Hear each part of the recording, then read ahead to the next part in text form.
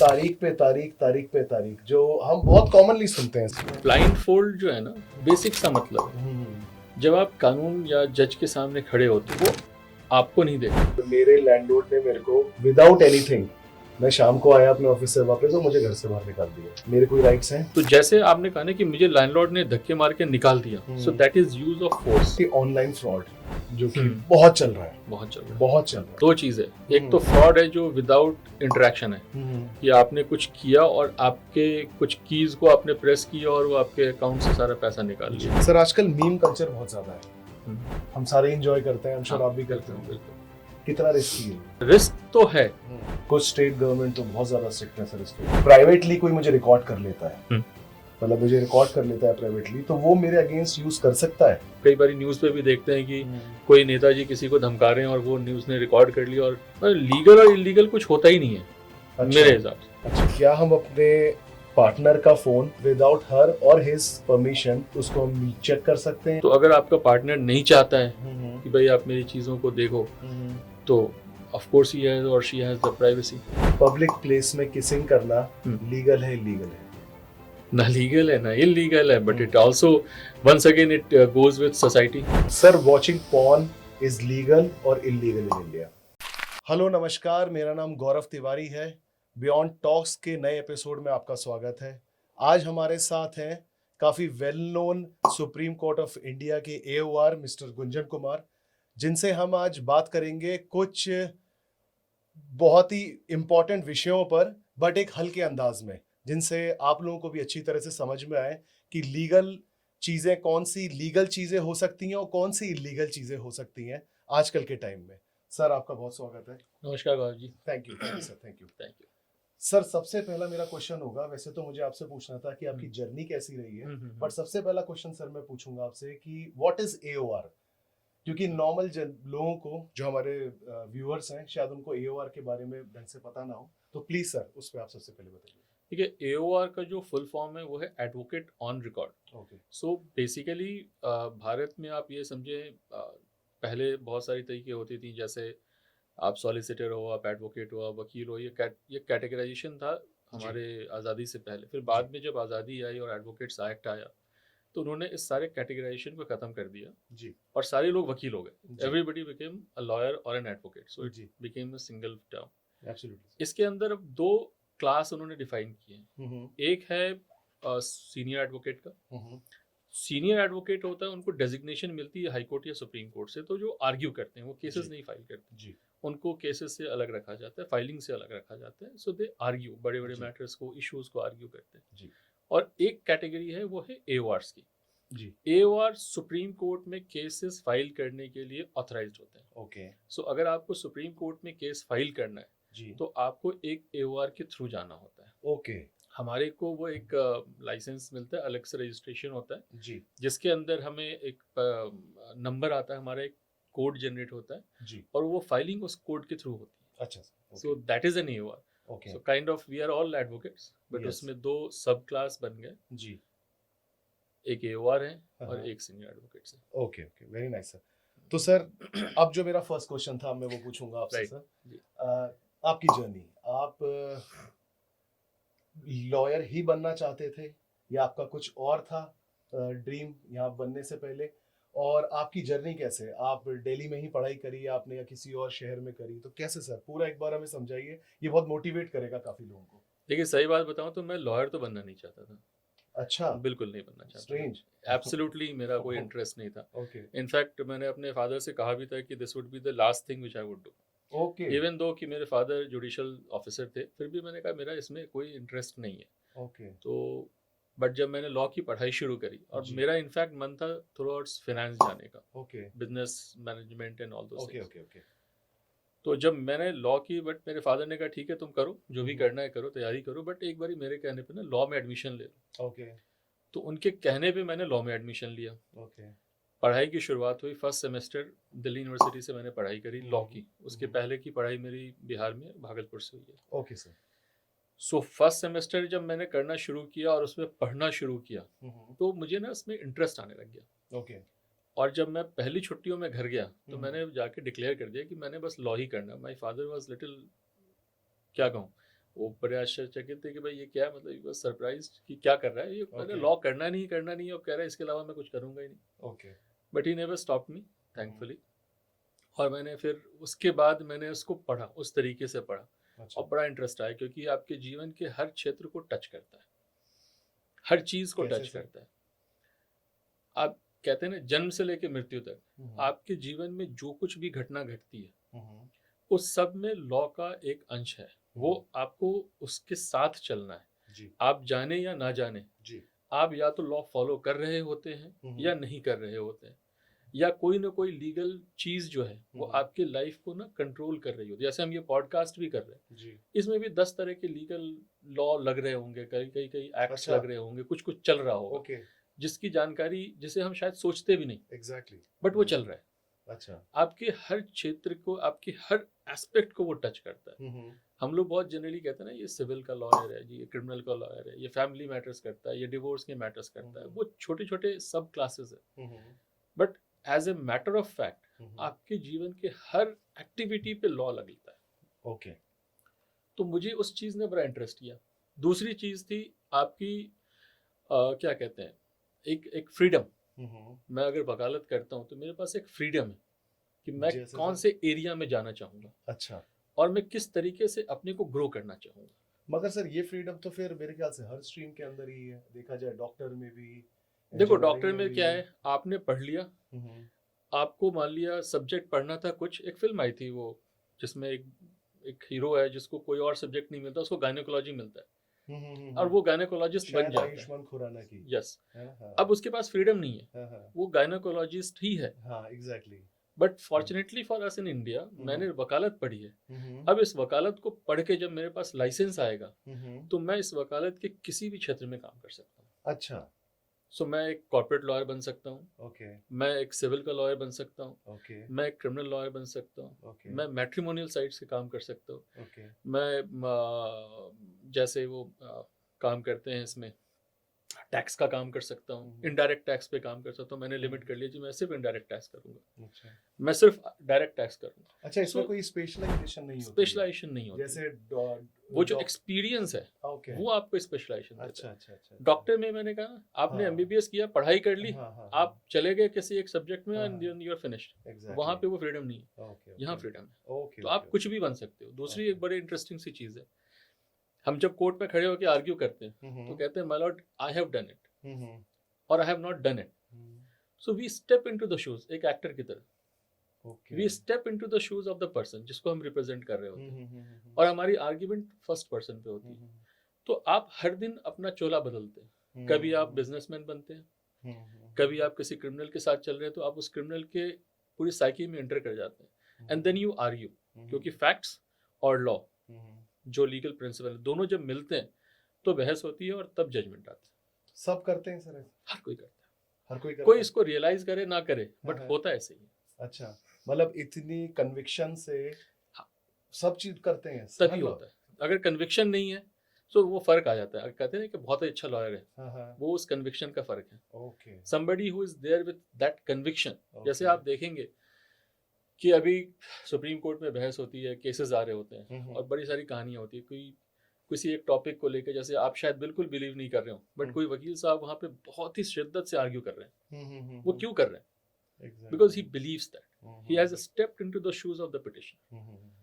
शायद अपने आप पे वो कभी ऐसा कुछ नहीं करते, बट जब वो जाते हैं तो उस पिटिशनर को पूरी तरह आत्मसात कर लेते हैं। तो is there any process sir, और like what it's a exactly? Practice, okay, आदत हो जाती है धीरे धीरे, okay, okay, because you have to get into the skin. अगर आपने उस आदमी को नहीं समझा, उस इशू को नहीं समझा, जैसे मैं अगर बिजनेस का केस कर रहा हूँ, मैं किसी से कमर्शियल मैटर पे केस कर रहा हूँ यस, और मुझे उस बिजनेस की समझ नहीं आएगी तो मैं केस मिस कर जाऊंगा, ओके, क्योंकि हर बिजनेस का एक अपना निवांस होता है। जी, जैसे 100%. एक अगर कस्टम एक्साइज की, हम कस्टम्स की बात करें, जैसे सीएचए है, तो सीएचए के बिजनेस का एक अलग निवांस है, लेकिन एक मैन्युफैक्चरिंग यूनिट है तो उसके अलग निवांस है। उसके जो Absolutely. दोनों बेसिक तो बिजनेस है, लेकिन दोनों की जो आत्मा है वो अलग है। आप अगर नहीं समझेंगे आप कुछ नहीं कर सकते। तो जब Okay. मैं एक सीएचए की तरह के लिए काम करता हूँ तो मैं एक सीएचए की तरह सोचता हूँ कि भाई क्या हुआ, मैंने बुकिंग ले ली, मेरे पैसे तो मुझे मिलने 50 पैसे पर किलो, और मेरी लायबिलिटी खड़ी हो जा रही है 500 रुपये पर किलो की, तो मैं कैसे उसको हैंडल करूंगा? मेरे लाइसेंसेस की कंडीशन क्या है? मैंने अपनी एक्टिविटी ठीक से करी नहीं करी? तो वो सारी चीज़ों को जब तक आप नहीं समझेंगे, आप अच्छे वकील नहीं बन सकते। तो सर जैसे आप कॉर्पोरेट, जैसे आपका कोई कॉर्पोरेट क्लाइंट है, कॉर्पोरेट आई एम श्योर आपके हैं हाँ काफी, जी, उसी बीच में कोई क्रिमिनल केस भी आता है, ऐसा भी होता है? तो आता है, आता ही होगा I'm sure। बिल्कुल आता है। तो आप दोनों को डील करते हैं? देखो, मेरे पास ज़्यादातर कॉर्पोरेट है और हाँ। मेरे पास वक्त होता है, इतना ही वक्त होता है कि मैं उन कॉर्पोरेट का ही क्रिमिनल भी कर पाऊँ, ओके मोस्टली। ओके और सुप्रीम कोर्ट में जब रहता हूँ तो वहाँ पे मेरी वैरायटी थोड़ी अच्छी हो जाती है, ओके। क्योंकि हाँ वहाँ लिमिटेशंस कम है हाँ थोड़े से। तो exactly। वहाँ कई बार वैसे भी आते हाँ, हैं हाँ, जो रेफरेंस से क्लाइंट्स आते हैं हाँ, जिनके कुछ अपील्स करनी होती है, वो एक हम्म, अलग जगह है, तो उसको हाँ, मैं बाकी जगह से कंपेयर नहीं करता। हम्म, बट कॉर्पोरेट के भी क्रिमिनल काम आते हैं, ओके। कई बारी उनके खिलाफ कोई क्रिमिनल केस फाइल हो आजकल जाता है, ज्यादातर वही है सर। वो हो जाता है। कई हाँ, बारी वो किसी के खिलाफ जा रहे होते हैं किसी हम्म, न किसी वजह से, हाँ 100%। तो वो करना पड़ता है और स्विचिंग हम्म, करनी पड़ती है आपको, ओके। क्योंकि जैसे एक एम्प्लॉयमेंट लॉ है, हम्म, तो एम्प्लॉयमेंट लॉ की अपने पैरामीटर्स है, हम्म, उसकी अपनी एक भाषा है, हम्म, उसकी अपनी एक अलग आत्मा है। हम्म, अब उस चीज को अगर आप कंपेयर करेंगे क्रिमिनल लॉ के साथ तो वो नहीं कर सकता, एग्जैक्टली दैट्स माय पॉइंट। नहीं चल सकता। तो आपको स्विच करना पड़ता है। आप जितना इफेक्टिवली स्विच कर पाएंगे, जितना ज्यादा इफेक्टिवली स्विच कर पाएंगे, उतना ही आप अच्छा परफॉर्म कर सकते हैं। Yes absolutely. तो वो बड़ा इंपॉर्टेंट है। एक काइंड ऑफ, कभी कभी तो मैं कहता हूँ it's like an job of an actor. आप अपने आप को कैसे बदलते हैं, बट वो जो फोकस होता है वो बड़ा इंपॉर्टेंट है। और एग्जैक्टली। स्विचिंग के लिए फोकस बहुत अच्छा है। मतलब सब अलग अलग अपने अपने उसमें एक्टर हैं। हाँ, जो नंबर 1 होता है वो वो शाहरुख टॉप पे खान होता है, होता वो टॉप पे होता है। जैसे हमारे यहाँ अभी जो टॉप के लोग हैं, जैसे सिब्बल साहब लोग हैं बिल्कुल यार, बिल्कुल बिल्कुल सर बिल्कुल। अब कोई कुछ भी कहे, आप उनके आर्ग्यूमेंट या उनके जो भी जिसको भी वो रिप्रेजेंट कर रहे हैं, आप उनसे एग्री करें ना करें, but he is a the dam way good lawyer, yeah the he is a way dam he good lawyer. yes the way he put things across absolutely। वो हैं हाँ, और बहुत कई बहुत हैं है सर, बतेरे हैं, बहुत है मतलब बहुत है। अच्छा सर, आपकी लॉ फर्म भी है छोटी और सी एक है जी। हाँ जी, हाँ जी। और आप साथ में आप लॉयर भी हैं। तो सर ये मतलब इज इट नेसेसरी कि जैसे किसी लॉयर को लॉ फर्म भी मतलब करना, ये इवेंचुअल नेक्स्ट स्टेप है एक लॉयर के लिए, या ये मतलब ऐसा काफी, क्योंकि काफी बड़े जो लॉयर्स होते हैं ये उनका इवेंचुअल स्टेप ये होता ही है हर जगह। तो सर इसमें मतलब ये देखिए, हेल्प करता है, कैसे करता है? नहीं, ये नेचुरल प्रोग्रेशन है।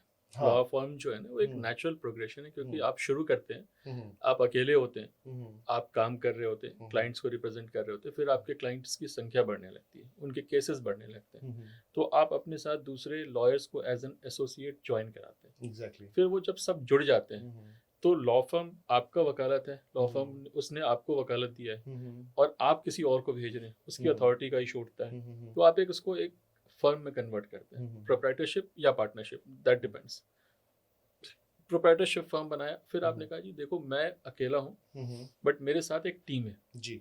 दैट टीम इज कंप्लीटली, दो मी including with my team will represent you. Exactly. तो वो क्लाइंट को आप बताते हैं, तो वो ग्रेजुअली क्या होता है, विद पैसेज ऑफ टाइम और नेसेसिटी से आप ग्रो कर जाते हो और आप एक फर्म की तरफ कन्वर्ट कर जाते हो, एग्जैक्टली। जहाँ पे आप भी और आपके साथ 4 लोगों की टीम होती है। फिर वो टीम ही में से कोई भी किसी भी दिन जाके किसी भी जगह किसी केस में किसी भी क्लाइंट को रिप्रेजेंट कर पाता है, डिपेंडिंग ऑन द रिक्वायरमेंट जी। तो ये चीज़ है। तो सर इसके अंदर जैसे आपके पास जो लॉ फर्म में ये जो न्यू जैसे इंटर्नशिप के लिए लोग आते हैं, बच्चे जो होते हैं वो उस तरह के स्टूडेंट्स आते हैं आपके पास, या फिर आप कोई अच्छा ठीक ठाक मीडियोकर आप लॉयर भी उसमें हायर करते हैं? मतलब किस तरह से हायरिंग किस तरह से रहती है, मतलब जैसे आपकी क्या साइकिल है? एनी अदर कॉर्पोरेट, जी लाइक एनी अदर कंपनी, जी। आपको हर तरह के लोग चाहिए होते हैं। एग्जैक्टली। कुछ तो जो बिल्कुल फ्रेश है, हाँ आप उनको नर्चर करते हो लॉन्ग टर्म के लिए। बिल्कुल। कुछ होते हैं जो एक्सपीरियंस्ड होते हैं, कई बार आपको ज़रूरत होती है कि मुझे अभी इस मेरा क्लाइंट है और इसकी ये प्रोजेक्ट है और ये प्रोजेक्ट मेरा चलेगा, तो आई नीड समबडी जिसको एक्सपीरियंस है। ओके। कई बार एक्सपीरियंस्ड लोग छोड़ जाते हैं, तो आपको उस जगह को फिल करना होता है। जी एग्जैक्टली। तो it's like hiring is like any other company और एनी अदर, अच्छा सेम ही होता है? सेम है, आपकी अच्छा। रिक्वायरमेंट पे डिपेंड करता है। Okay. Of course me being a smaller size of law firm kind of, कि थोड़ा सा छोटा साइज का मैं हूँ लॉ फर्म, तो मेरे पास इनएक्सपीरियंस्ड लोग ज़्यादा आते हैं, ओके। क्योंकि जो ज़्यादा एक्सपीरियंस होते हैं वो ज़्यादा बड़े फर्म्स की तरफ भागते हैं। आपको कितना एक्सपीरियंस है सर? मेरा ऑलमोस्ट 24-25 ईयर्स का हो गया है, वेरी नाइस सर। तो हो गया है, काफी वक्त बिता लिया, ठीक ठाक पुराना चावल हूँ। कह सकते हैं। बिल्कुल सही सर। हाँ जी। अच्छा सर, मेरा फिर एक क्वेश्चन है, क्योंकि हम अब लॉयर्स का मतलब पहले तो लॉयर्स का ही होता था, आजकल सीएस का हो गया। ये टैक्स एक है जिसमें मैनेज करते हैं, काफी बार लॉयर्स भी करते हैं मैनेज, हर कोई सीएस करता भी करते हैं। तो सर, आप लोग मैनेज करते हैं दूसरों का, तो खुद आप लोग टैक्स कैसे सेव करते हैं? देखो, मैं वहाँ पे फिर आपको एक्सप्लेन करूंगा। जी। देखो, दो चीज़ें, जी। एक तो है कि लॉयर अपना टैक्स कैसे मैनेज करता है, जी। That's a different story. जी। एक होता है लॉयर क्या दूसरे का टैक्स मैनेज करता है, hmm, no that is an income tax lawyer. जी। और आज भी इनकम टैक्स के लॉ प्रोफेशन में जो 90% लोग हैं वो सी है। जो लॉयर्स हैं वो आते हैं जब हाई कोर्ट तक मैटर आता है या सी स्टैट में मैटर आता है, तब जाके Exactly. लॉयर्स इंटर करते हैं, Exactly. बट उसके पहले हम्म, सीएस ही संभालते हैं। जी। तो जब वो आती है बात हम्म, सी स्टैट और हाई कोर्ट आते तक, हम्म, तब तक क्या होता है कि जो फैक्चुअल सारी कहानी है हाँ जी। वो सीए साहब ने कर दी होती है। हाँ जी। अब उस पके पकाए चावल में आपने छौंक लगाना है। अच्छा। So that is the job of the lawyer. Okay. वो उस इंटरप्रिटेशन पे जाता है कि जी ये जो भी कुछ हो रखा है, ये जितने फैक्ट्स, ये जितने भी डॉक्यूमेंट्स आ रखे हैं, ये लॉ के हिसाब से ना इन डिपार्टमेंट ने गलत लगाया हुआ, और वो उस लीगल इंटरप्रिटेशन पे आप आर्ग्यू कर रहे होते हैं। ओके। तो हमारे पास बेस बनाने का टाइम, जनरली जो जो लॉयर्स काम करते हैं उनका टाइम नहीं होता, but just let me tell you, छोटे शहरों में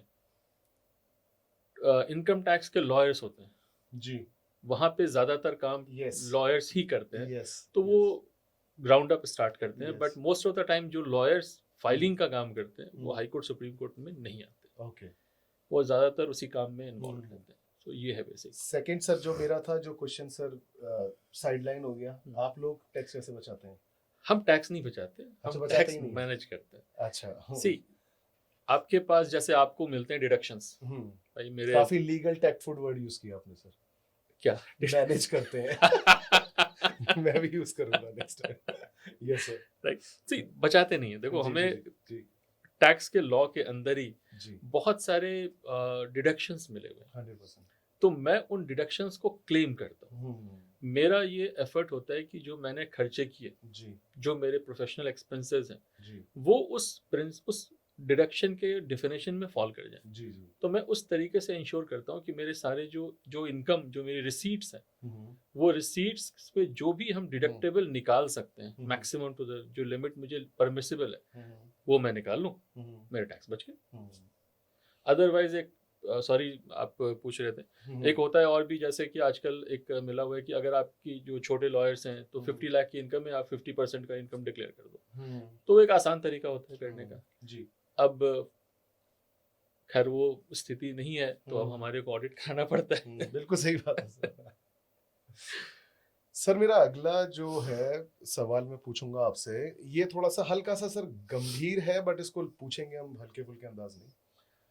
लॉयर, ये आप है ना, जो मैं आपसे क्वेश्चन पूछ रहा हूँ सर, ये आप लॉयर एज ए जर्नल आप बताना कि मैं वैसे जानना चाहता हूँ और मेरे व्यूअर्स वैसे जानना चाहेंगे।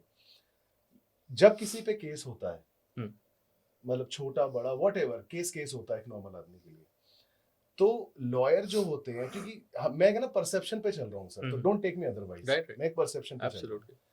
तो जब ये किसी के ऊपर कोई केस होता है, तो लॉयर जो होते हैं वो छुपाते हैं चीजें। पहला मेरा क्वेश्चन, दो चीजें होती हैं सर, एक तो छुपाने का ये भी होता है कि वो छुपा रहे हो शायद बेनिफिट ऑफ क्लाइंट के लिए, कि क्लाइंट को हर बात भी पता नहीं होनी चाहिए, और दूसरा ये होता है just to drag the things up, कि मतलब कितना हम इसको कर सकते हैं। Again I am saying sir, it's a normal perception of normal people. तो सर ऐसा होता है? देखो, छोटी सी बात है, हर लॉयर ये कई, मतलब मैं सही या गलत पे मैं नहीं चाहूंगा, बट आपने एक बड़ा जनरल सा सवाल पूछा, मैं बड़ा जनरल सा जवाब दूंगा। एक परसेप्शन है भारत में, और होता है कि अगर आप किसी क्लाइंट से पैसे मांगेंगे कि भाई मेरी फीस 1 लाख रुपए की है, तो शायद वो ना दे। क्या वकील साहब, मैं तो 10,000 में काम करा दूँ। एग्जैक्टली। मगर अगर आप उसको ये कहोगे ना, मुझे 1 लाख रुपए चाहिए, मुझे ना थोड़ा पुलिस वाले को मैनेज करना है, या नहीं देगा ना तो तू जेल चला जाएगा, वो जो डर आएगा वो तुरंत पैसा निकाल कर देगा। तो इस चीज का अनफॉर्चुनेटली होता है, मैं नहीं कह रहा ये सही चीज़ है, 100% होता है। होता है। मतलब लोग अगर क्योंकि देखो इंटेंजिबल चीज़ है। डॉक्टर साहब हैं जी, वो गए तो उन्होंने दवा दी, हर किसी को दिख गया था कि दवा दे दी, आपने ले ली, आपने उनको 800-8,000 रुपये दे दिए। अब फ़र्क क्या है, दिक्कत क्या है कि डॉक्टर साहब हैं या कोई भी इस तरह के लोग हैं, उनकी फ़ीस का जो स्ट्रक्चर है ना, वो थोड़ा सा बड़ा ही डेमोक्रेटिक है। 500 रुपये 700 रुपये पर विजिट आप ले, अब तो सर वो भी नहीं है। 1000 1200 2000 हो गए, बहुत हो गए, इससे ज़्यादा नहीं होता है। वकीलों के साथ समस्या ये है कि यहाँ पे अगर आप आते हो और कोई बड़ा वकील मिल गया तो वो घंटे के भी पैसे लेने लगते हैं। 100% सर, मैंने बहुत सुना है। हाँ, बहुत सुना है। तो हम घंटे के भी पैसे लेते हैं। आप आए तो मिनिमम कोई आएगा कि आधे घंटे के लिए मैं आपसे कुछ सलाह लेना चाहता हूँ, बिना रिटर्न कुछ भी, बस मिलना है, ठीक है, काम करना, 20,000 पकड़ा देना।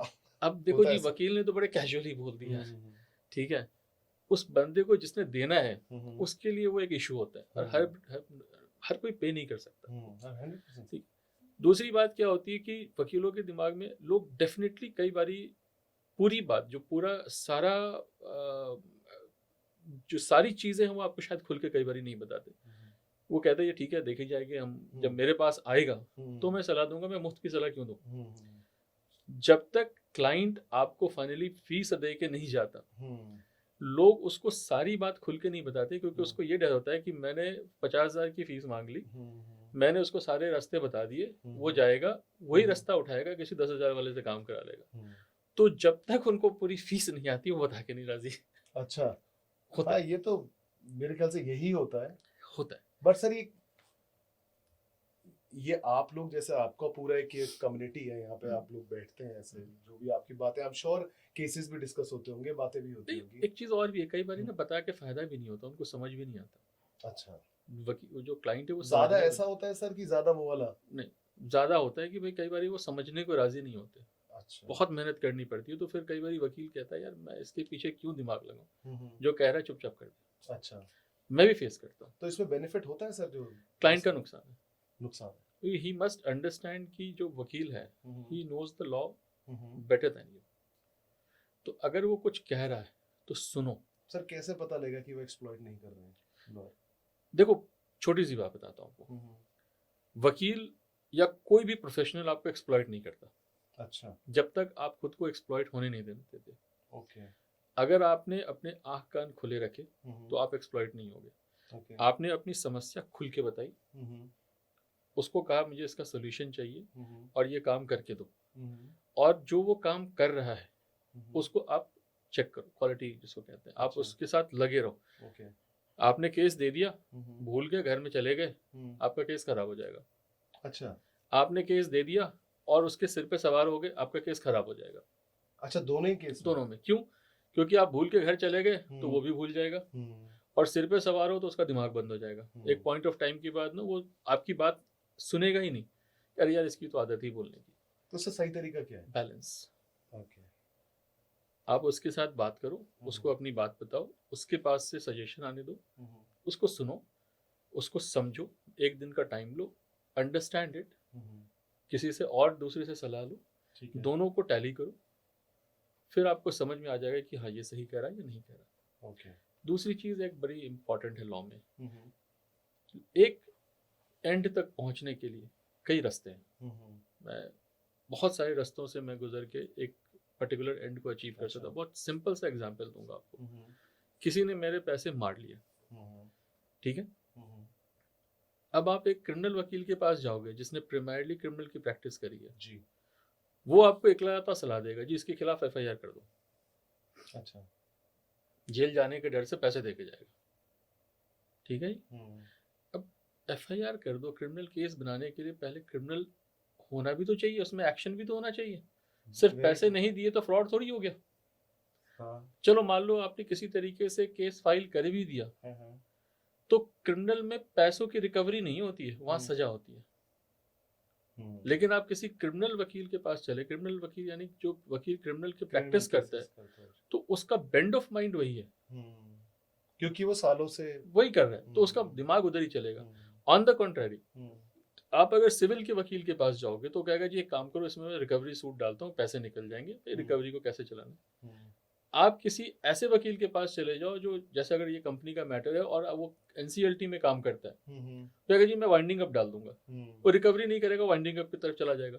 और अगर कंपनी वाइंडिंग अप में चली गई और अगर आप अनसिक्योर क्रेडिटर, तो आपको कुछ भी नहीं मिलना। कुछ नहीं मिला। सही बात। तो जैसे अगर आपको हार्ट की तकलीफ है तो आप ऑर्थोपेडिक के पास नहीं जाओगे। बिल्कुल सही बात है। तो आपको ये समझना होता है, क्योंकि हमारे यहाँ एक बड़ी समस्या है, लोग एक वकील को हर मर्ज इसको की थोड़ा दवा सा और मानते हैं। इलेबोरेट करिए आप थोड़ा, क्योंकि ये जैसे अब जैसे मेरे को हार्ट की प्रॉब्लम है तो मुझे जाना कार्डियोलॉजिस्ट के पास Yes. चाहिए, है ना, ये तो मुझे पता है। हाँ, बट But- वकील के साथ लोग ना ये Yes. चीज नहीं समझते। तो ये कैसे कर सकते वो हैं? करते क्या है ना, जैसे आप मेरे पास आओगे तो मेरे से आप लॉ के हर फील्ड पे आप सवाल पूछना शुरू कर दोगे।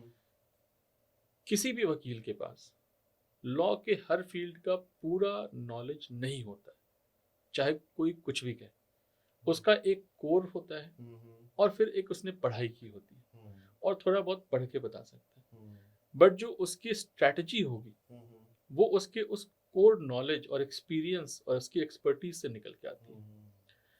आपको जो समस्या है, आप उस समस्या से जुड़े वकील को पकड़े। अब दिक्कत क्या है, हमारे यहाँ कोई वकील इस तरीके से अपने आप को प्रेजेंट नहीं करते, ये मेरा नहीं करते। हाँ, तो थोड़ा बहुत उसमें आपको रिसर्च करना पड़ता है किसी जानकार से कि भाई ये वकील साहब किस तरह का काम करते हैं। अच्छा। अगर आप वो थोड़ी सी पूछताछ कर लें तो आपको बहुत सुख होगा। जैसे मेरे पास है, मेरे पास मेरे कॉर्पोरेट क्लाइंट्स हैं, तो कई बारी मेरे नॉलेज के स्फेयर से बाहर के उनके पास प्रॉब्लम्स आते हैं जिनका मैं अदरवाइज रूटीन सारा काम करता हूँ। अच्छा। ऑल ओवर इंडिया करता हूँ, बट वो जो स्फेयर से बाहर का काम है वो मैं मना कर देता हूँ और उनको कहता हूँ आप सब्जेक्ट एक्सपर्ट लो।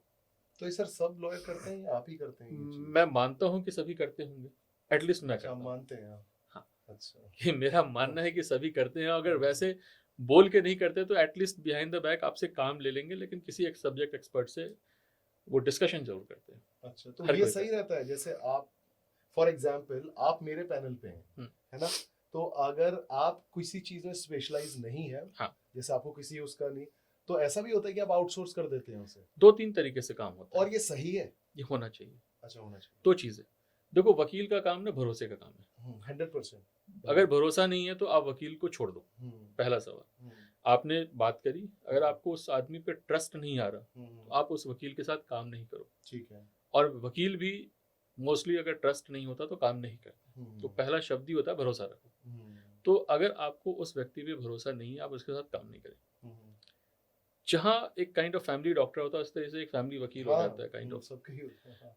तो वहां पे क्या होता है कि अगर मुझे वो सब्जेक्ट नहीं पता लेकिन मुझे लीगल प्रिंसिपल्स तो पता है, तो वहां पे मैं क्लाइंट के साथ क्लाइंट बन जाता हूँ। ओके। और एक सब्जेक्ट एक्सपर्ट को लिया, उसके साथ क्लाइंट के साथ बैठे, डिस्कशन किया, जो बातें उसने बताई उसको समझा, I can understand better, okay. और क्लाइंट को बताया कि वो आदमी क्या कह रहा है। ओके।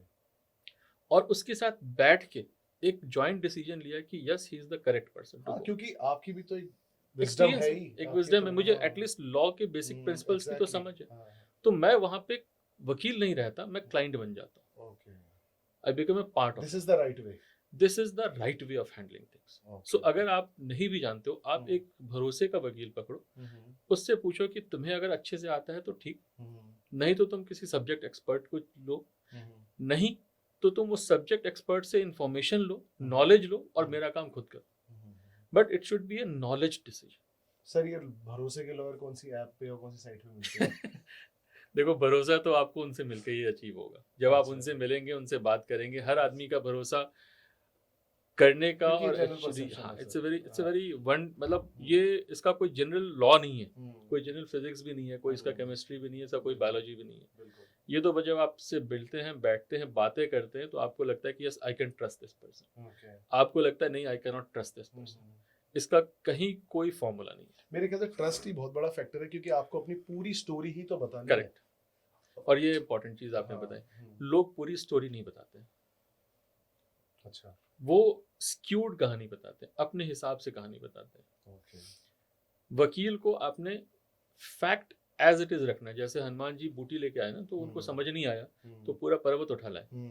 तो जब आप वकील के पास जाए ना, तो आपने वो पर्वत रखना है।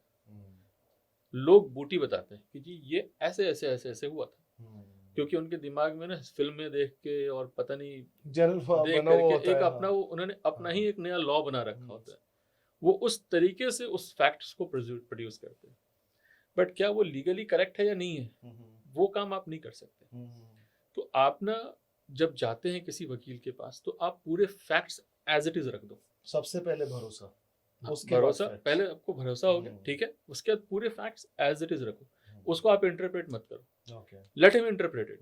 और जब उसकी इंटरप्रिटेशन आती है फिर उसको आप कंपेयर करो अपनी अंडरस्टैंडिंग से, ओके। कोई डिफरेंस है तो you talk to him, okay. अगर कोई डिफरेंस नहीं है you go ahead with. Okay. ये तरीका। ओके सर, ये थोड़ा सा हल्का सा फिल्मी होगा जो मैं पूछूंगा आपसे, और इसमें बड़ा है गंभीर बात है बट फिल्मी वे में पूछ लूंगा मैं हाँ जी। आपसे। एक तो सर पहला, ये जो कानून की आंखें बंधी, मतलब ब्लाइंड फोल्डेड क्यों होती है, और दूसरा ये तारीख पे तारीख, तारीख पे तारीख, जो हम बहुत कॉमनली सुनते हैं सर, और मतलब ये मैटर काफी सीरियस भी है देखा जाए तो, क्योंकि पेंडेंसी जो केसेस की है उसमें हम काफी नीचे रैंक करते हैं पूरे वर्ल्ड के अंदर। अब उसके जो भी रीजंस हैं वो आप ही शेयर करेंगे, बट सर ये दो चीजें, मतलब पहला तो ये है कि क्यों ब्लाइंड फोल्डेड होती हैं कानून की आंखें, और दूसरा एस्पेक्ट ये है कि जो बहुत सीरियस है, क्योंकि अगर मैं या कोई भी केस अगर चला जाता है एक बार कोर्ट में, तो उनकी कई बार तो ऐसा होता है कि उनकी पीढ़ियां लड़ रही होती हैं जिनको पता भी नहीं होता है कि कहाँ से कहानी शुरू हुई थी। जैसे आपने एक बात बोली कि भरोसे से आपको पूरी स्टोरी बतानी है, प्रॉब्ली मैं स्टोरी बता के मैं ही निकल गया, है ना, उसके बाद फिर वो कंटिन्यू चलती जा रही है वो। मैंने चार जनरेशंस को लड़ते देखा है। ऐसे हमने बहुत स्टोरीज देखी हैं, न्यूज़पेपर में पढ़ा है, मतलब आपने आई एम श्योर बहुत क्लोज देखी होगी, बट हमने पढ़ा है, टीवी में देखा है। तो सर ये तो आप इसमें ब्लाइंड फोल्ड जो है ना, बहुत ही उसका बहुत बेसिक सा मतलब है। जब आप कानून या जज के सामने खड़े होते हैं तो वो आपको नहीं देखता। मैं बाकी जो परसेप्शंस और बातें उन पे मैं नहीं जा रहा, जो शोर है उस पे नहीं जा रहा।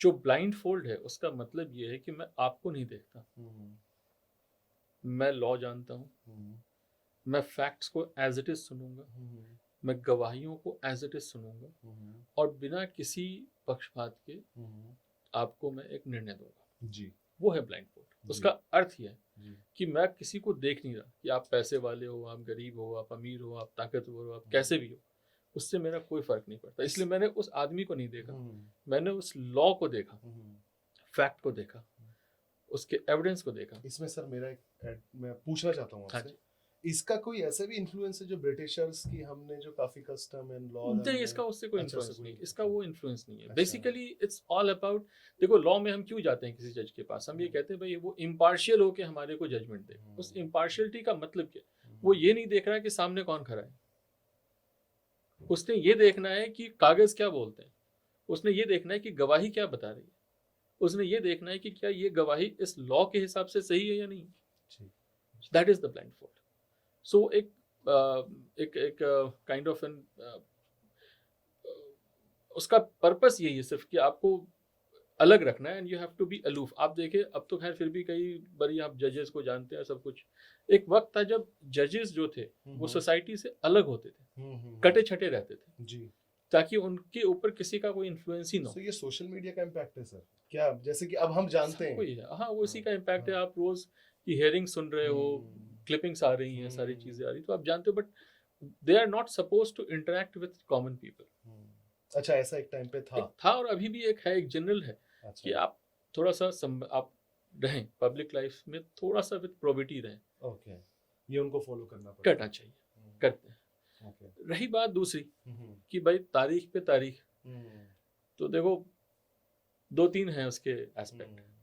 पहला एस्पेक्ट है कि हमारे पास इंफ्रास्ट्रक्चर नहीं है जी, जजेस कम है। एक जो होता है ना, जिसे हम कहते हैं डेंसिटी, तो जितने हमारे लोग हैं उसके हिसाब से जितने जजेस की संख्या चाहिए वो नहीं है। okay. आज भी हमारे सुप्रीम कोर्ट में टोटल 38 की स्ट्रेंथ है। okay. और उन लोगों ने लाख केसेस सुनने हैं। ना आप उनसे वो एक्सपेक्ट कर सकते हो, ना उनसे आप डिस्पोजल एक्सपेक्ट कर सकते हो, ना आप उनसे एक प्रॉपर हियरिंग एक्सपेक्ट कर सकते हो। कोई मैटर चल पड़ता है तो दिनों तक चलता रहता है। सर ये तो हो गया जो हमने पढ़ा भी है। नहीं, ये तो हो गया। हाँ। एक ये एक दो चीजें मैंने कहा ना, तो ये तो एक पार्ट है कि ये है, हमारे को इंफ्रास्ट्रक्चर की कमी है, लीगल कॉम्प्लिकेशन 100%। बहुत है, सब कुछ है। और एक और चीज़ है, I don't know should I से और नॉट, बट कई बारी मैं जानना वही चाहता हूँ। कई बारी वकील इसको एज ए स्ट्रेटजी यूज करते हैं डिले, स्पेशली क्रिमिनल मैटर्स में, कि जितना डिले होगा उतना ज़्यादा एविडेंस डाइल्यूट होने की संभावना होती है। ओके। और जितना एविडेंस डाइल्यूट होगा उतना ज़्यादा आपके एक्विटल की संभावना बट होती इतना सर कि मतलब दो है, जितना ज़्यादा निकाल सको। Okay. और जहाँ तक बात रही जनरेशन्स की, वो देखो, वो जनरेशन्स की जो कहानी है वो सिविल में आती है, और वहाँ पे सिंप्लिसिटर इंफ्रास्ट्रक्चर का प्रॉब्लम है, ओके। लोग ही नहीं है। तो गवर्नमेंट का क्या टेक होता है सर? ये तो फिर हम सब जानते हैं शॉर्टकमिंग है। देखो, शॉर्टकमिंग आप ऐसे देखो, और इंटरेस्टिंग सी बात है, आजकल गवर्नमेंट ने क्या किया, सभी जगह पे बना दिया ट्राइब्यूनल्स, हाँ। और आधे ट्राइब्यूनल खाली पड़े हैं, वहाँ पे कोई है ही नहीं। तो पहले तो कोर्ट था, वहाँ कम से कम जजेस थे, आपने उसको उठाया और ट्राइब्यूनल में डाल दिया, और वहाँ आपने किसी की भर्ती नहीं करी, तो यहाँ से मैटर ट्रांसफर हो गया ट्राइब्यूनल, और वहाँ पड़ा हुआ है। एग्जैक्टली। तो वो तो इंफ्रास्ट्रक्चर का प्रॉब्लम है, उसमें गवर्नमेंट का क्या टेक है, गवर्नमेंट को तो, और गवर्नमेंट को अगर आप टेक की बात करोगे तो government will try to dilute the power of court. तो ट्राइब्यूनल उनके कंट्रोल में होता है, कोर्ट्स उनके कंट्रोल से बाहर है, तो वो सारी चीजें उठा के ट्राइब्यूनल में ले जाते हैं। अच्छा। तो it's a very little complicated and controversial topic, but fact ये है, बहुत छोटी सी चीज ये रखो, दो ही एस्पेक्ट है, एक तो हमारे इंफ्रास्ट्रक्चर की कमी है, और दूसरा कई बार स्ट्रेटजी होता है जिसको जज कई बार रोक लेते हैं, कई बार वो थक जाते हैं कि यार मेरे पास और भी 10 काम है, छोड़ो साला एक। अच्छा। अच्छा, ऐसा भी होता है? उनके पास काम इतना है। सही बात है। एक बहुत पहले एक हम लोग मैं बैठा था कहीं पे, वो बाहर के लोग आते हैं, एडवोकेट्स और जजेस आते रहते हैं, तो किसी जज ने कहा जी, I had a very heavy board and I had 5 matters, और यहाँ अगर 5 मैटर किसी जज के पास है तो लोग कहेगा ये तो खाली बैठा है। अच्छा। बिकॉज किसी एक एवरेज हाई कोर्ट के जज के pass on an day 100 matter के करीब 25 से 100 मैटर लगे थे। अच्छा। Between 50 to 100। मैं कहता हूँ ऑन द लोअर साइड में 50 लेके चलो, आप काम शुरू करते हो 10:30, खत्म करते हो 4:30, बीच में 1 घंटे का ब्रेक है, आपने टोटल 7 घंटे काम किए। आप 7 घंटे को 50 को 7 घंटे से डिवाइड करो, कितना टाइम दे सकते हो आप एक केस में? एग्जैक्टली। तो यू नीड मोर जजेस। तो करते हैं, मतलब 50 ऐसा भी होता होगा? करते हैं, एटलीस्ट दिल्ली में तो करते ही, कोशिश होती है। यहाँ पे मेरे हिसाब से यहाँ पे फिर भी जजेस बहुत प्रयास करते हैं। अच्छा। बट कई जगहों पे तो पता चला 5 केस ही हो गए, बाकी खत्म। अच्छा। सुप्रीम कोर्ट में अगर फाइनल आर्ग्यूमेंट से 120 मतलब 100 to 120 लगाए, 20 केसेस लगे, पता चला पहला शुरू हुआ और अगले 1 महीने तक वही चल रहा है। अच्छा। क्योंकि लीगल इशू है, ऐसा इन्वॉल्व है। सही बात है। 13 जजेस 5 जजेस बैठे हुए हैं, वो सब सुन रहे हैं उसमें सारी, और क्योंकि सुप्रीम कोर्ट है, वो इंटरप्रिटेशन कर रहा है, वो लॉ लीड डाउन कर रहा है, आप उसको 2 घंटे में कर भी नहीं सकते। आपके हिसाब से क्या सोल्यूशन होना चाहिए इस चीज का? इंफ्रास्ट्रक्चर, नंबर ऑफ जजेस बढ़ाने होंगे। Okay. There is no other way. जिस पे आपको लगता है हमारी सरकार, गवर्नमेंट काम कर रही है? मुझे तो नहीं लगता। नहीं लगता आपको? अगर पढ़ा उनको करना चाहिए, there is no other way. आप जब तक नंबर ऑफ जजेस नहीं बढ़ाओगे, आप इस पेंडेंसी को खत्म नहीं कर सकते हो। क्योंकि जब जजेस की संख्या बढ़ेगी, वहाँ पे उनके पास काम 8-10 तक रहेंगे, तो वो फोर्स करेंगे, फिर वो कहेंगे नहीं भाई मेरे पास अब कोई काम नहीं, आप सुनाओ। सही बात। अब the other day I was in another court, वहाँ पे 10 मैटर लगे थे, तो जज साहब जो बैठी थी, जज साहिबा, उन्होंने सारे मैटर तरीके से सुना। अच्छा। आर्ग्यूमेंट्स को ढंग से सुना। ये कहाँ की बात कर रहे हैं? ये लोअर कोर्ट की बात कर रहा हूँ। हाँ। वो आराम से सारे मैटर्स, गवाहियाँ, जो भी हो रहा था उनको तरीके से सुन रही थी। उनके पास 10-12 केस लगे थे। अच्छा। तो शी हैड टाइम कि वो 10-12 केसेस को 8-10 घंटे के टाइम पीरियड में टाइम डिवोट कर सके। वो सुन रही थी मैटर्स को। अच्छा। बट उनके पास अगर यही 10-12 की जगह अगर 70-80 केसेस लगे होते तो उनका दिमाग डाइवर्ट हो चुका होता। 100%। सो ये नीड। और हर तरह का केस आता होगा? नहीं, वो तो जजेस डिफाइंड होते हैं। अच्छा। एक जज के पास एक तरह का केस आता है। अच्छा। तो उनको वो बेंच मिलता है। जैसे आज मैं जैसे एएसजे हो गए, वो क्रिमिनल के साइड चले गए, तो उनके पास क्रिमिनल केसेस लगे होंगे। ओके। उनको कमर्शियल कोर्ट मिल गया तो वहाँ सिर्फ कमर्शियल मैटर लगेंगे। उनको सिविल कोर्ट मिल गया तो वहाँ सिविल डिस्प्यूट्स मिलेंगे। तो वो तो जज को तो डिफाइन होता है, वकील का डिफाइन नहीं होता, बट वो करते करते अपने आप को डिफाइन कर देता है। Okay okay. अच्छा सर, हमारे है ना कुछ व्यूअर्स के क्वेश्चंस हैं, हमारे पास सेट ऑफ क्वेश्चंस हैं। इसमें मतलब आप इनको इलैबोरेट करना चाहें आप इलैबोरेट कर सकते हैं, या उनको आप 1 लाइन में जवाब देना चाहें 1 लाइन में जवाब। ये वकील को तो इलैबोरेट करने के लिए हाँ, मैं चाहता हूँ इलैबोरेट ही करें आप सर। अच्छा सर, मेरा ये है इसमें, ये अगर कोई मुझे प्राइवेटली कोई मुझे रिकॉर्ड कर लेता है, हम्म, मतलब मुझे रिकॉर्ड कर लेता है प्राइवेटली, तो वो मेरे अगेंस्ट यूज कर सकता है? हम्म, कर सकता है। हम्म। ओके। इट डिपेंड्स कि कैसे और किस जगह पे यूज कर रहे हैं, अच्छा, कैसे तो कर इसको रहे हैं। कोर्ट मानता है इन सब चीजों को? अभी हाल ही में हुआ है मेरे, मतलब होते रहते हैं, हम्म। बट अभी भी हुआ है रिसेंटली। मेरे एक कलीग है, उनके मैटर में था, अच्छा। वो रिकॉर्डिंग हो गई, वो हम्म। हमने क्रॉस में डाला विद 65B, एडमिट हुआ। अच्छा। So it's a very different kind of thing. Conversation record होता है, आप कई बार न्यूज़ पे भी देखते हैं कि हम्म। कोई नेताजी किसी को धमका रहे हैं और वो न्यूज़ ने रिकॉर्ड कर लिया और न्यूज़ बट चैनल पे उसका चल कुछ गया। होता नहीं है, इसीलिए हमें लगता मैंने है कि पॉइंट, होता है, नहीं नहीं होता है। पॉइंट वही है, देखो हाँ। क्या होता है, सवाल लोग पूछते हैं ये लीगल है या इलीगल है। हम्म। पर लीगल और इलीगल कुछ होता ही नहीं है अच्छा। मेरे हिसाब से। अच्छा। Either it is permitted by law, it is not permitted by law, और there is nothing in law. Okay. So तीन चीजें हो गई, तीन स्थिति आ गई। हम्म। एक है कि मैंने परमिट कर रखा है लॉ में कि हाँ आप ये काम कर सकते हो, हम्म। और इसको करने के ये पैरामीटर्स हैं, ये हम्म। आपके लिमिट्स है, बाउंड्रीज हैं। जी। दूसरा है आप ये काम नहीं करोगे, हम्म। तो उसकी एक लिमिट है। ओके। एक है कि जहां ना मना किया है ना परमिट किया है, तो क्या ये तो वहां आता है? रिकॉर्डिंग ये वहां आता है। ओके, ये वहां आता है। अब वहां आता है, लेकिन हाँ। इसमें धीरे धीरे लॉ इवॉल्व हो अच्छा। कि भाई हमने रिकॉर्डिंग कर ली, हाँ। कर ली कोई बात नहीं, मेरे पास पड़ा हुआ है, उसका हम्म। कोई वैल्यू नहीं है। हाँ, सही बात है। उसके बाद आप उसको क्या करते हो उसके साथ, हम्म। वो इम्पोर्टेंट है। अगर आप उसको डेसिमेट, मतलब आप पब्लिश कर रहे हो, हम्म। वो डिफेमेटरी है, हम्म। कोई चीज़ है जो कि आपको कॉन्फिडेंशियल था, जिसको आपने पब्लिश कर दिया, तो वो ब्रीच ऑफ कॉन्फिडेंशियलिटी और सारी चीज़ों में आता है। अच्छा। एक छोटी सी चीज़ है, एक पीछे जजमेंट आया था 2010-11 के आसपास सुप्रीम कोर्ट का, कि उन्होंने कहा कि भाई privacy is a fundamental right under article 21। Okay. तो किसी ने कहा जी मेरी रिकॉर्डिंग आपने कर ली तो मेरे प्राइवेसी ब्रीच हो गई। चलो भाई ठीक है, प्राइवेसी ब्रीच हो गई, but no fundamental right is without limitation, so every fundamental right has some limitation on it. तो जैसे वो किसी नेताजी ने डांटना शुरू, गालियां देने शुरू की, उसको धमकाना शुरू किया, so that is not a private conversation, वो बियॉन्ड चला गया, वो उस एक्सेप्शन में चला जाएगा। एग्जैक्टली। फिर एक बड़ी इंटरेस्टिंग सी चीज़ है कई बार कि हमने रिकॉर्ड कर ली, क्या हम दिखा सुना सकते हैं?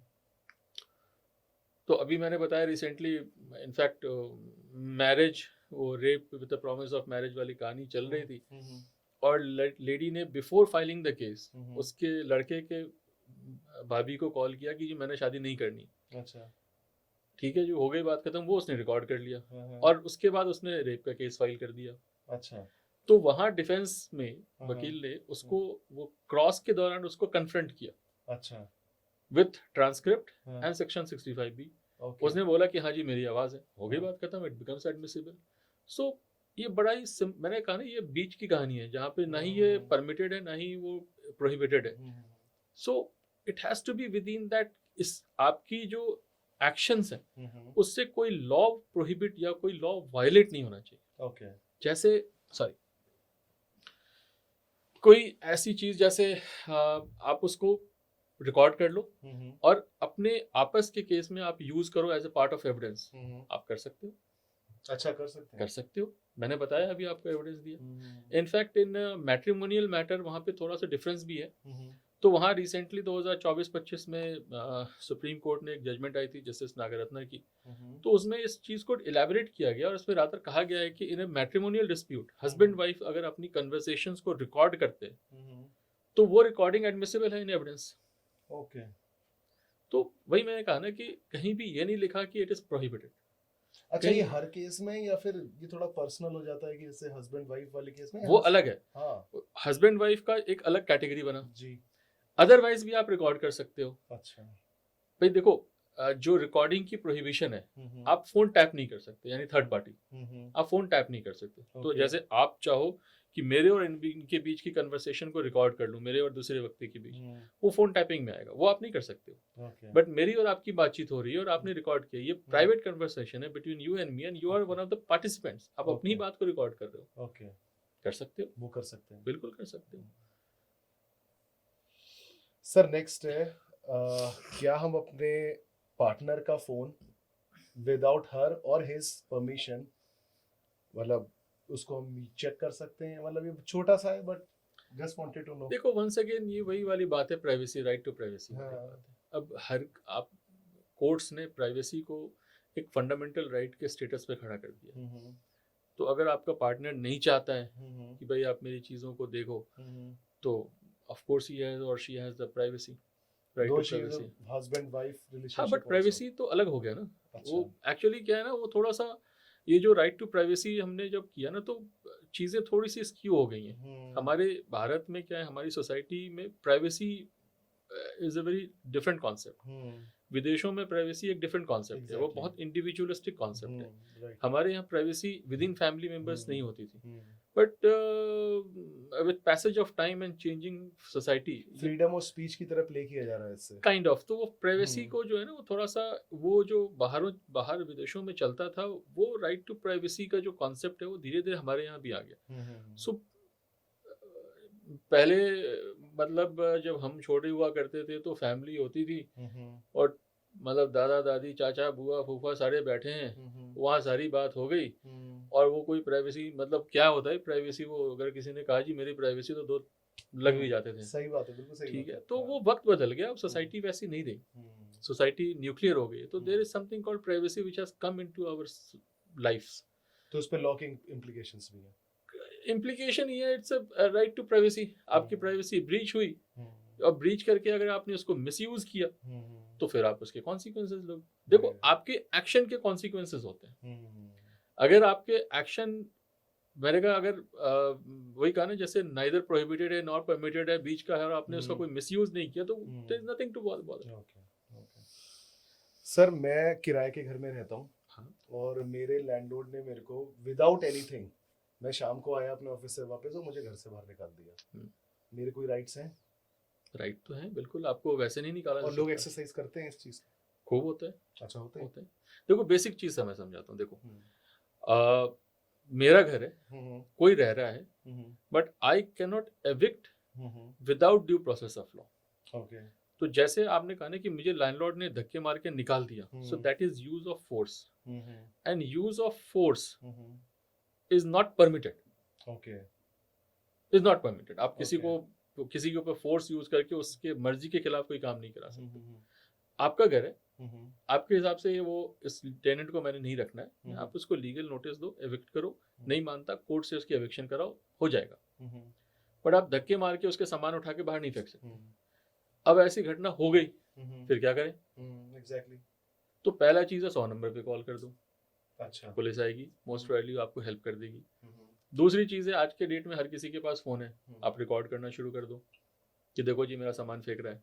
अच्छा, वो रिकॉर्डिंग वाली चीज यहाँ पे भी हम यूज कर सकते हैं? आप रिकॉर्ड करो भाई, आपके साथ वो घटना हो रही है ना, आप रिकॉर्ड करो उस चीज को। ठीक है। कि भाई ये हो रहा है मेरे साथ, पुलिस को आपने कॉल कर दिया, आपके जो डॉक्यूमेंट्स हैं, जो कुछ भी है, जो टेनेंसी का राइट्स जो भी आपके क्रिएट हो रहा है, वो चीज़ों को आप संभाल लो। बट सर ये टियर 2 टियर 3 सिटीज में ये मतलब इतनी चीजें होती हैं? क्योंकि वहाँ पे पहली बात तो जो लैंडलॉर्ड होता है वो लोगों को जानता ही है यूजुअली, है ना, वो पुलिस को भी जानता होगा। मेरे ख्याल से ज्यादातर केस में पुलिस सुनती भी शायद उन्हीं की है, ऐसा? देखो आ तो जाएगा, रिकॉर्ड तो बन जाएगा 100 नंबर का। अच्छा। अगले दिन तो जाके आप कोर्ट में इंजंक्शन ले लो। अच्छा। आपके पास मटेरियल तो हो गया ना कि मैंने पुलिस को कॉल किया है, पुलिस ने नहीं सुना, मैंने रिकॉर्डिंग कर ली जी, मेरे ये कागज है, सब कुछ है मेरे पास, फिर भी मुझे नहीं सुना गया, तो मेरे को इंजंक्शन दो, अब मुझे रेस्टोरेशन दो। देखो दिक्कत क्या है ना, एक चीज है कब्जा पक्का। तो अगर आप कब्जे में बैठे हो तो आप ज्यादा अच्छे पोजीशन पे हो, तो पहली तो चीज है आपने रजिस्टर करना है। तो रेजिस्टेंस का सबसे पहला अस्त्र है, आप 100 नंबर पे कॉल करोगे। ठीक है। तो जैसे ही आप 100 नंबर पे कॉल करोगे, रिकॉर्डिंग शुरू करोगे, देयर इज अ पॉसिबिलिटी कि शायद अगला बंदा रुक जाए, तो आप बच गए। ठीक है। बच गए तो आज रुकना नहीं है, अगले दिन जाके फिर भी केस फाइल करना है। अच्छा। इंजंक्शन के लिए कि भाई ये मुझे करते हैं। ये मेरे ख्याल से बड़े किसी केस के अंदर, छोटे शहरों में भी होता है ये एविक्शन। कोई पीजी है, ये सब छोटी मोटी पीजीज में नहीं हो पाता, सब चीजों में कहाँ हो पाता, वहाँ नहीं हो पाता। ज्यादा केस सर यही होते हैं, वो बच्चे होते हैं, उनके पास पढ़ना होता है, उनके पास टाइम नहीं होता। बट आप 100 नंबर और रिकॉर्डिंग तो कर ही सकते हो, इससे एटलीस्ट एक डिटरेंस आता है। अगेन सर मेरे को लगता है इसके अंदर है लॉ की अवेयरनेस, वो भी है, और एक थोड़ा सा ना वो भी आ गया है। देखो जैसे लॉ ना इवॉल्व करता है, और लॉ के साथ जजेस इवॉल्व करते हैं। तो एक वक्त था जब प्रो टेनेंट लॉ भी था और जजेस का अप्रोच भी था। अब ग्रेजुअली समय के साथ प्राइसेस बढ़ गए, लोगों के पास मकान बहुत हो गए हैं, अब रहने के लिए कमी नहीं है, पैसे हो गए लोगों के पास, तो अब जजेस का अप्रोच जो है ना वो थोड़ा सा प्रो लैंडलॉर्ड हो गया है। अच्छा। तो अब वो कहते हैं कि भाई in any case you don't have a right, you only have a right to residence. तो अगर लैंडलॉर्ड नहीं चाहता तो निकलो, कहीं और रहो, तुम्हारा घर थोड़ी है। So this is something which has now come into the picture. ठीक है कि लेकिन this does not give right to a landlord to act on his own. उसको वो राइट कोर्ट से एक्सरसाइज करना। सर ये मेरे 2 क्वेश्चन है, वही व्यूअर्स के अगेन है ये, इनको मैं मतलब कि हल्का सा मर्ज करके आपसे पूछ रहा हूँ। पहली बात, ये ऑनलाइन फ्रॉड जो कि बहुत चल रहा है, बहुत चल रहा है अनफॉर्चुनेट है लेकिन चल रहा है। हाँ, बहुत ज्यादा चल रहा है। जो ये फ्रॉडस्टर हैं, स्कैमर हैं, ये नई नई चीजें लेकर भी आ रहे हैं। अरे वो आप उनको आप मतलब उनको समझना मुश्किल हो गया। इतनी सारी नई चीजें वो कर रहे हैं, हर दिन कुछ नया टेक आता है और उसको वो फिर से अपने हिसाब से मॉड्यूलेट और मॉडिफाई कर देते हैं। और दूसरा सर, ये जो डिजिटल अरेस्ट जो हम आजकल बहुत ज्यादा सुन रहे हैं, मतलब इसमें तो हमने न्यूज में बहुत ज्यादा बहुत मतलब काफी अच्छी बड़ी पर्सनालिटीज भी हमने सुनी है, जो कि वो भी इस प्रॉब्लम में आके और उन्होंने भी अच्छे खासा अमाउंट दिया है। हाँ जी बिल्कुल। तो सर ये आपको as a lawyer, as a legal, like जो आप देखते हैं उसमें आपको कितना इसमें इवॉल्व होना पड़ता है, और ये सर क्या है, मतलब ये जो इतना, देखो ये जो आपका टेक, फ्रॉड 2 चीज है। एक तो फ्रॉड है जो विदाउट इंटरेक्शन है, कि आपने कुछ किया और आपके कुछ कीज को आपने प्रेस किया और वो आपके अकाउंट से सारा पैसा निकाल लिया। वो तो है आपकी सावधानी और हमारी समझ। जैसे मेरे ही पास स्टाफ काम करता है, तो उसको अचानक एक मैसेज आया कि जी आप इस पे आपके अकाउंट ब्लॉक हो गया। वो ब्लॉक हो गया तो उसका दिमाग, मैं जा रहा हूँ अभी तुरंत उसको, he was about to press it, तो उसको रोका, भाई रुक जाओ, अकाउंट ऐसे ब्लॉक नहीं होता, और हो भी गया तो बैंक से जाके पता करो, इस पे क्लिक मत करो। तो कई बार क्या होता है ना, आप कुछ और कर रहे हो, कहीं और हो, आप मेंटली कहीं और हो, और सडनली कुछ पॉप करता है आपके मैसेज पे, तो आपका जो माइंड है वो अपने दूसरे काम में इतना इनग्रॉस्ड होता है कि वो इसके इम्पैक्ट को एब्जॉर्ब नहीं कर पाता, समझ नहीं पाता, और आप उसमें फंस जाते हो। अगर आप फ्री बैठे हो और आपको मैसेज आएगा, आप देखोगे, कहोगे अच्छी बात है, रख दोगे। बट अगर आप कहीं और इनग्रॉस्ड हो, किसी और चीज में लगे, और सडनली कुछ आपके अचानक से कुछ होगा ना, तो आप उसको रिएक्ट नहीं कर पाओगे ढंग से, प्रॉपर्ली। और ये जो ह्यूमन साइकोलॉजी है, जो हमारी जो सिचुएशन होती है कामों के साथ, इसी का फायदा ये स्कैमस्टर्स उठाते हैं जी। और थोड़ा सा कई बार लालच का फायदा उठाते हैं कि अच्छा जी आप डालो, मेरे को 100 रुपये आ जाएंगे, 500 आ जाएंगे, वो 1-2 बार कर भी देते हैं ऐसा, तो थोड़ा उसका भी करते हैं। और डिजिटल अरेस्ट भी जो मैंने बताया, ये उसी कैटेगरी में आते हैं कि आप कहीं हो, किसी चीज में उलझे हो, और सडनली उसने आपको फोन किया, जी मैं बोल रहा हूँ, और आपने उधर प्रोसेस नहीं किया, और सीधा आपने उसको एज इट इज एक्सेप्ट कर लिया, और फिर आप उस डर में चले जाते हो। Once you are into that fear साइकोसिस, तो वो उस फियर साइकोसिस का फायदा उठाते हैं आपका। पहली चीज क्या कर सकते हैं? हर कोई समझता है, हर कोई जानता है, लेकिन उस वक्त वो उसमें फंस जाता है। और जो पहली चीज है वो तो ये है कि आप एक जो नेशनल हेल्पलाइन नंबर है हमारा जी, 1903 इफ आई एम करेक्ट, आप उस पर कंप्लेंट करें जी। वो इमीडिएटली उस मनी ट्रेल को ब्लॉक करते हैं, उस पर लियन मार्क करते हैं, और पैसा रुक जाता है। ठीक है, अगर तो रुक जाएगा तो आपके पैसे वापस आने की संभावना होती है। दूसरा, आप साइबर में कंप्लेंट डाल दें साथ ही साथ। ओके, पुलिस अपना इन्वेस्टिगेशन करती रहेगी जो भी होगा। बट अगर आपका लियन मार्क हो गया और आपने फिर पैसा हो गया, तो आप कोर्ट में जाके फिर उस पैसे को अपने पास रिलीज करा सकते हैं। अच्छा, जितने का भी आपके साथ फ्रॉड हुआ, हाँ, वो सारा पैसा जो लियन मार्क हो गया, हाँ, वो सारा पैसा फिर वापस आपके अकाउंट में आ जाता है। ओके, इसका सर फिर से बताइए कि अब तरीका क्या है? आपके साथ फ्रॉड हुआ? हाँ, मेरे साथ फ्रॉड हुआ। हाँ जी, फ्रॉड हो गया। मैंने उस नंबर पे जो नेशनल हेल्पलाइन नंबर है, उसके ऊपर मैंने कंप्लेंट लॉन्च करी कि ऐसे ऐसे मेरे अकाउंट से ये कांड हुआ, इतने पैसे निकल गए। ठीक है, उसको लेते ही वो इमीडिएटली उस अकाउंट से जो पैसे निकले उसको वो इलेक्ट्रॉनिकली टारगेट करना शुरू करेंगे। ठीक है, और साइबर सेल जो है उन सारे जहां भी पैसा होगा पार्क्ड, उस अकाउंट को फ्रीज कर देगा। ओके, जब वो अकाउंट फ्रीज हो जाएगा, उस अकाउंट को ब्लॉक करके वहां पे पैसा रुक जाएगा। अब वो पैसा जो है now that becomes a case property, तो उसकी हम सुपरदारी लेते हैं। तो हम कोर्ट को एप्लीकेशन डालते हैं कि ये मेरा पैसा है, आप मुझे दे दो। ठीक है। तो कोर्ट आपको वो पैसा दे देती है। Of course it is subject to final disposal and all, but वो आ जाता है आपके पास वापस, कितने परसेंट केसेस में सर? आ जाता है। 100%? नहीं, नॉट 100%, बट आ जाता है। Okay. डिपेंड्स, आपकी किस्मत अच्छी होगी तो आ जाएगा। 100% भी आ सकता है। हाँ। ओके। अभी मेरे परिचित हैं, उनका निकला, बैंक से पैसा तो निकल गया, बट इमीडिएटली कॉल आया कि आपके अकाउंट से पैसे निकले, यस और नो। उसने नो किया, बैंक ने ही खुद ही वो जो लियन था उस पर मार्क कर दिया, वो पैसे रुक गए। Okay. अब हमने एप्लीकेशन डाला है कि ये पैसा हमें रिलीज कर दो। तो चूंकि एक ही जगह पे पूरा पैसा पार्क्ड है, तो उसको लेना आसान होगा। तो ये जो आपने प्रोसेस बताया, यही प्रोसेस है जो फर्स्ट आपको करना चाहिए, फर्स्ट एंड लास्ट, किसी लॉयर को कंसल्ट करना, फर्स्ट एंड लास्ट, यही है प्रोसेस, यही है फर्स्ट एंड लास्ट। ओके। यही प्रोसेस। सर आजकल मीम कल्चर बहुत ज्यादा है, हम्म, हम सारे एंजॉय करते हैं, I'm sure हाँ, आप भी करते बिल्कुल हो। बिल्कुल। कितना रिस्की है ये? देखो फन तो है, ये हम सब जानते हैं। देखो फन भी है, बट वही कहा ना, रिस्क तो है। रिस्क ऐसे होता है जैसे बहुत फाइन लाइन है बिटवीन फन एंड डिफेमेशन। कुछ स्टेट गवर्नमेंट तो बहुत ज्यादा स्ट्रिक्ट है सर इसके ऊपर। स्टेट गवर्नमेंट ही नहीं, इंडिविजुअल्स भी होते हैं जो इमीडिएटली कंप्लेंट फाइल कर देते हैं। सी, आप देखो, एक तो मीम है जो, अगर आप मीम बना रहे हो और उसको एज अ प्रोफेशनल बना रहे हो, तो of course you need to take permissions and all those things. लेकिन आप वैसे फन के लिए बना रहे हो, फन ही खत्म हो जाएगा ना। आप अगर फन के लिए बना रहे हो, तो it should not transgress that fun part. मतलब वो फन के आगे नहीं जाना चाहिए, फन तक ही रहना चाहिए। हाँ जी, मैं मजे के लिए कुछ बना रहा हूँ। It should not be defamatory, definitely.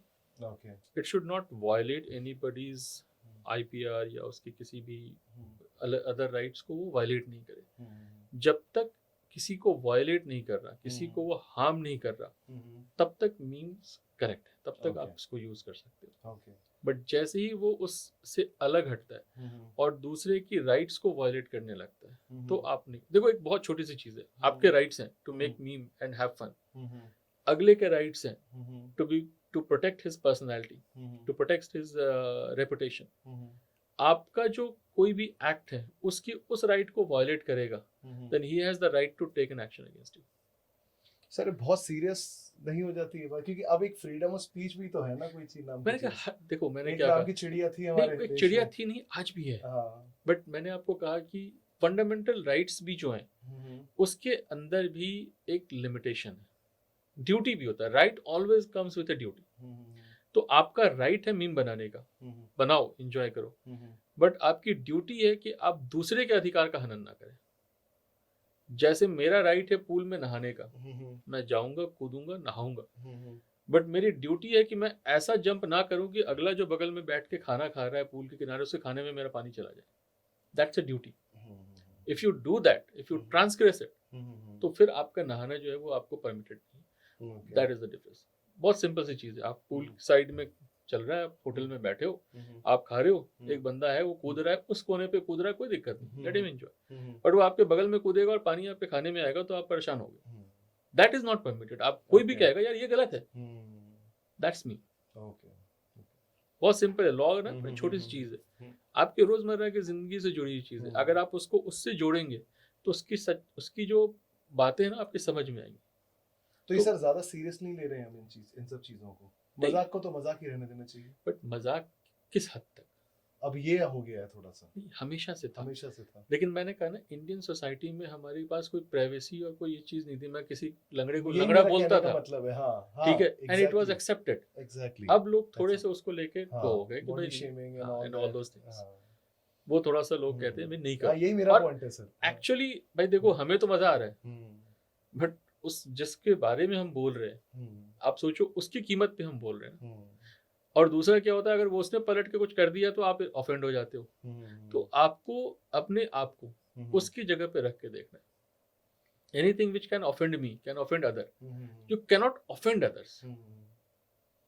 ये तो सर हम डिस्कस कर रहे हैं, बट जो बनाते हैं वो ये सब नहीं सोचते होंगे, आई एम श्योर। तभी वो केसेस बनते हैं, तभी वो फिर हम उनके जगह पे हम मजे ले रहे होते हैं। सही बात।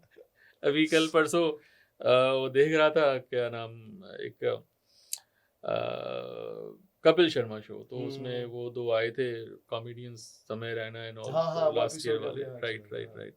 वो क्या, वो मीम्स वो भी कर रहे थे, वो अपने पे कर रहे थे, वो राइट खुद पे ही करे जा रहे थे। क्योंकि वो एक दूसरे पे करके वो बट देख चुके वहां थे पे ना, एक केस तब आए हो गए लास्ट थे। में, हाँ एक जने आए लास्ट में, Sunil Pal, and he was attacking kind of, उनके ऊपर बोल रहे थे, तो हाँ वो ठीक है, मजे में ले लिया उन्होंने, but they were not happy with that. But sir मेरे ख्याल से वो तो कॉमेडियन है, तो उनका तो ये एक तरह से प्रोफेशन भी है, गिव देखो, joke and take joke problem. I understand कि वो हम्म, है give hmm, joke and take joke, but hmm, at the same time I said, अगर आपके अधिकार हैं, आपके कर्तव्य भी हैं। There is no right without a duty. Unless and until you respect your duties, you cannot have any right. Even the fundamental rights are guided and governed by some limitations and duties. Absolutely. तो आप, अभी क्या problem हो गया, दिक्कत हमारे समाज में क्या है कि हर कोई राइट की बात करता है कि I have a right to speech, but nobody understand that I have a duty to be respectful. Yes ये नहीं करता। जैसे राइट टू स्पीच की बात आई और हमारे बादशाह साहब ने गाना लिख दिया, right, but he has not understood that there was a duty to be careful, to be respectful, तब प्रॉब्लम है। एग्जैक्टली। तो जो भी आप राइट का उपयोग करते हो और बिना ड्यूटी को समझे करते हो, तो आप गलत कर रहे हाँ, ऐसा कोई काम मत करो जो बाद में आपको कान पकड़ के घूमना हो, वो पड़े। अलग चीज है। हाँ। आपने, अगर आपको अपनी ड्यूटी की समझ आ गई ना, तो आप गलत करोगे ही नहीं। Right, very much. समस्या ये है कि हम अपनी ड्यूटीज को भूल ही चुके हैं।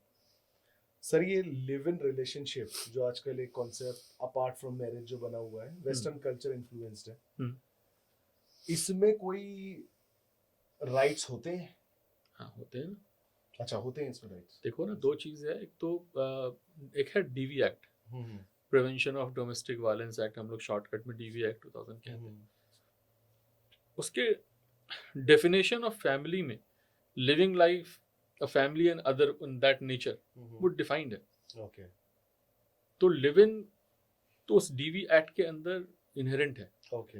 और वहाँ जो राइट्स हैं डीवी एक्ट के अंदर, right to residence, right to stay there, किस तरह के राइट्स होते हैं सर? ये मैरिज की ये तरह सारे होते हैं? काइंड ऑफ अच्छा। कस्टडी के राइट्स हो गए, अच्छा। मेंटेनेंस के राइट्स हो गए, अच्छा। रेजिडेंस के राइट्स हो गए, अच्छा। राइट टू स्टे हो गया। Okay. ये सारी चीजें उसके अंदर डिफाइंड है, अलग अलग प्रोविजंस के अंदर। Okay. और वो सारी राइट्स आपको भी मिल रहे हैं। अच्छा, वो मिलते हैं उसके हाँ, अंदर? ये सब, because you are within that definition. मैंने कहा ना, permitted, not permitted and no definition, वहाँ लिव इन उस डेफिनेशन में फॉल करता है। इनफैक्ट हाई कोर्ट्स ने हेल्ड किया है कि live in is covered under the section of 2F of DV act. ये सर सिंपली पूछ लेता हूँ ये क्वेश्चन आपसे, पब्लिक प्लेस में किसिंग करना लीगल है, इलीगल है? ना लीगल है ना इलीगल है, but it also once again it goes with society and progression of society. किसी जमाने में अगर आप अपनी वाइफ का हाथ पकड़ के चलते तो भी इंडिसेंसी थी। एब्सोल्युटली। आज एटलीस्ट वो इंडिसेंट नहीं है, आप उनके साथ चल सकते हो। मे बी 10 साल के बाद किसिंग भी इंडिसेंट नहीं रहेगा। तो इट्स अ लीगल इम्प्लीकेशन कोई नहीं है इसके? मतलब वो नहीं है, it's all about being decent. वो एक ऑब्सीन नहीं होना चाहिए। आपकी कोई भी हरकत, जैसे अब वर्ल्ड कप जीते और वहां पे उन्होंने हर कुछ किया, so that is considered obscene कि भाई you can't behave like that. But if you are otherwise, then there were other players having a good time with their partners, kissing each other, तो वो ठीक था, nobody was offended by that. तो it's all about obscenity, and obscenity is a very evolving concept, very evolving concept. वो वक्त के साथ ना वो बदलता है, आपकी सोच के साथ बदलता है, आपके पैरामीटर्स चेंज हो जाते हैं। अब 60s में जिसे बिकनी कहते थे, आज उसको लोग शॉर्ट्स एंड ट्राउजर्स कहते हैं। यस, ठीक है ना, शॉर्ट्स एंड टी शर्ट्स कहते हैं। सो उस वक्त वही बिकनी थी, आज वो शॉर्ट्स हो गए। बिल्कुल। तो वो वक्त के साथ time is changing. Sir, watching porn is legal और illegal in India?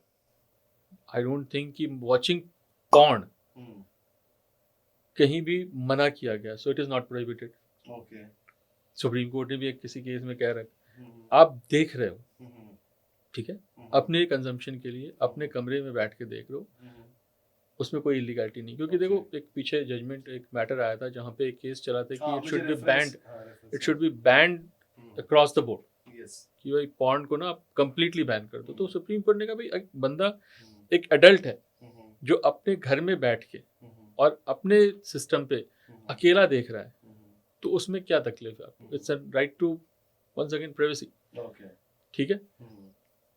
But the moment you transgress that और उसकी क्लिप्स बना के आप लोगों को बांटना शुरू कर दो, एग्जैक्टली उसको स्टोर करना शुरू कर दो, या आप यहाँ पे सोचो कि मैं पॉर्न यहाँ पे बना लूंगा, that is not permitted, okay जिसको आप लूजली इलीगल कह सकते हैं। यस एब्सोल्युटली तो लेकिन उसमें एक एक्सेप्शन है, जहाँ पे ये परमिशन की भी बात करी, उसमें एक एक्सेप्शन है कि it can not be child pornography, because child और उसके साथ वर्ल्ड ओवर है और यहाँ भी है।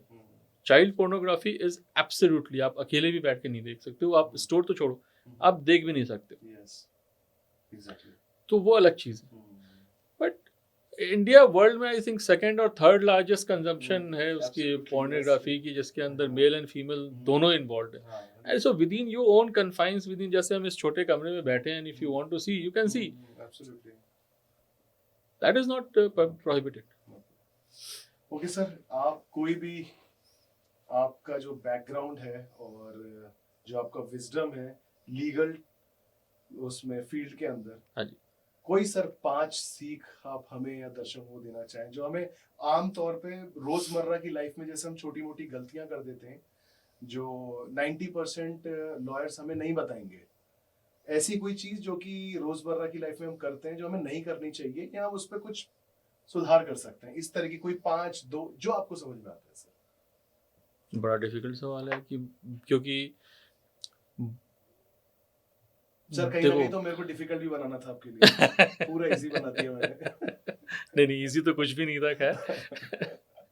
जी सर। लेकिन वही जैसे छोटी सी चीज़ है, मैंने कहा भी आप ही का पॉइंट की चीज़ है भाई, ठीक है आप देखते हो जहाँ तक ठीक है, बट आपने आगे नहीं बांटना, जी काइंड ऑफ चीज़ें हैं वो, तो कहे चलो एक बड़ी छोटी सी चीज़ है, बट जो रोजमर्रा की लाइफ में जो हम करते हो, जो गलती छोटी मोटी या बड़ी हो सकती है, या उस पे केस में कन्वर्ट हो सकती है, या कुछ भी ऐसा सर। देखो एक बहुत बेसिक सी चीज़ है जो मेरे हिसाब से लोग गलती करते हैं कि लॉ को ना बड़ा बाइनरी देखते हैं कि ये लीगल है ये इलीगल है।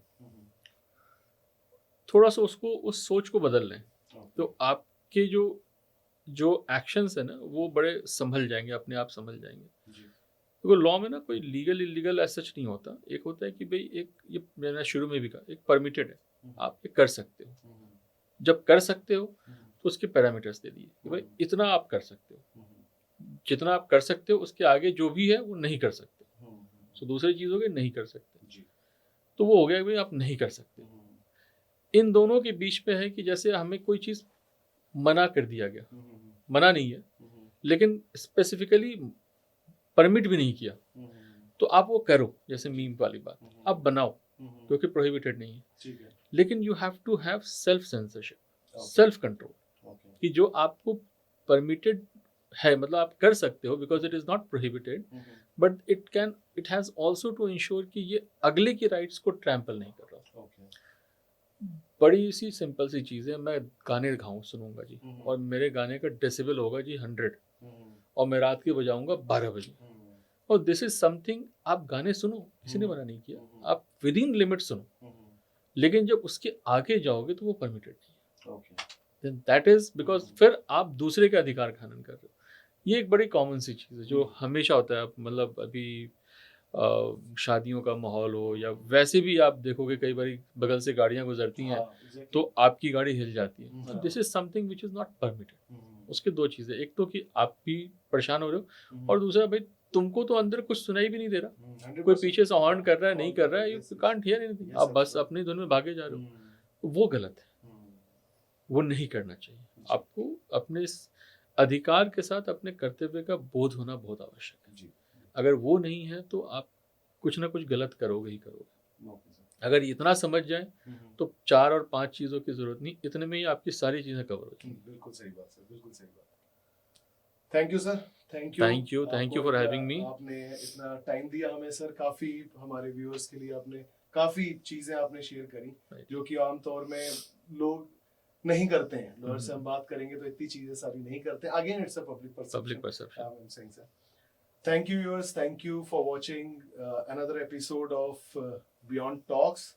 Me, Gaurav Tiwari, signing off. And please like and subscribe our channel. And please do suggest us also that if we come up with many more other kind of episodes. Thank you. Thanks a lot. Thank you. Thank you, sir. Namaskar. Thank you.